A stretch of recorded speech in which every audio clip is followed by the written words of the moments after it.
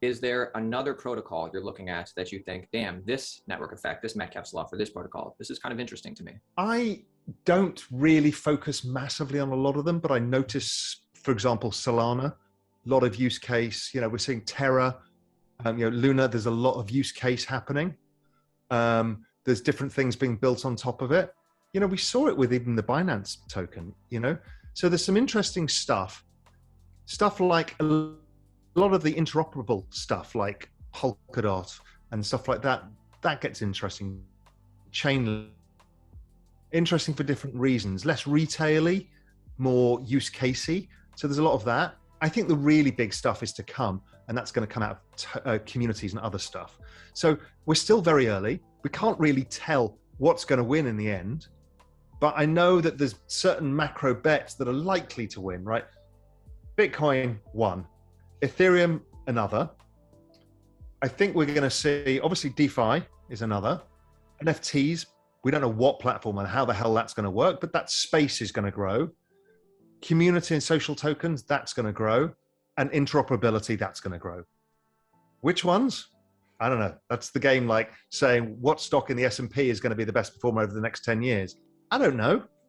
I'd love for you to expand a little more on your thoughts on the Cardanos and the Solanas and maybe the BSCs. Let's just say Ethereum 2.0 launches without a hitch. It's perfect. Where do you see those Ethereum interoperators or more scalable versions? Where do you see them if ETH2 is good? The answer is that I don't know, but usually there are different people who want to use different things because they're cheaper, they're quicker, it's easier, less regulated, whatever the answer is. And that's why we don't all coalesce around one. Now, can there be 10 ETH competitors? No. Can there be 4 or 5? For sure. Because that's pretty standard stuff. Like, how many PC manufacturers are there? I mean, basically a bloody PC is a PC. And then there's a Mac, so there's basically 2 systems. But PCs, how many manufacturers are there? There is a bunch of them. And you use different ones for different reasons. So I think it's the same kind of thing. Cool. Do you think that Cardano is equally a part of the conversation as some of these other networks that actually have people, using them? No, I mean, I own a bit of it, but I don't think so yet. I see a one-sided network effect still. I know there's the African deal and stuff, but you can buy stuff like that. The reality is how much actual interconnection between all of the people on the network, applications being built on it, there's not enough yet. And that's okay. We don't know the answer, but we have to be honest with ourselves and say, okay, well, we'll give it 5 years. And if in 5 years it doesn't really take off, then the token's not going to be worth as much as it is today. No. Will it be worth 0? No. So Bitcoin and Ethereum, and I believe Ethereum weighted even more so, are the 2 biggest coins in your portfolio. What is the third coin?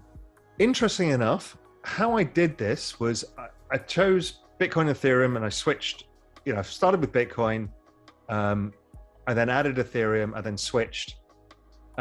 Then I just did an equally weighted basket of a bunch of all the other protocols, DeFi, other stuff. So whatever ends up appreciating the most at any one point will have the highest weighting. But I've not made a macro bet on a single other one. Then I've started taking macro bets on social tokens, but these are smaller, less liquid things. So you can't take a huge value of your portfolio because it's very early. So as a risk thing, I'm like, yes, I want some social tokens and I want a bit of the metaverse too. So that's how I've constructed it. So I don't have any difference in weighting in my head between Cardano, Polkadot, Aave, any of this stuff. And they're all different things, different use cases. But I said, look, I don't know. I'm not smart enough and it's not my job. I mean, I don't do it with the S&P 500. I'll just buy the market if I'm trying to express the market view.